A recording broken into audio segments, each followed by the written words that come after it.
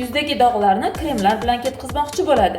Lekin dog'larning asl sababi ichkarida. Yuzdagi dog'lar teridagi muammo emas. Bunda asosiy sabab jigarning noto'g'ri ishlashi va ichaklarning ifloslanishi bo'ladi. Masalan, qon to'liq filtrlanmaydi. Tanadagi toksinlar teri orqali chiqishni boshlaydi. Natijada terida qichishish, xiralik va qora dog'lar paydo bo'ladi. Men sizga shuni tavsiya qila olamanki, birinchi bo'lib kremlar bilan emas, balki ichkaridan tozalashni boshlang. Yog'li gepatoz, xoletsistit, ichaklardan toksin shlaklarini tozalashda, yomon xolesterinni ketkazishda Garsina ichak organizmi uchun ishonchli yordam. Mahsulot ximikatsiz, mutlaqo tabiiy, tarkibi foydali moddalar va ganodermadan iborat. Ya'ni tekstdaysizmi? O'zim shunday ichganmisiz?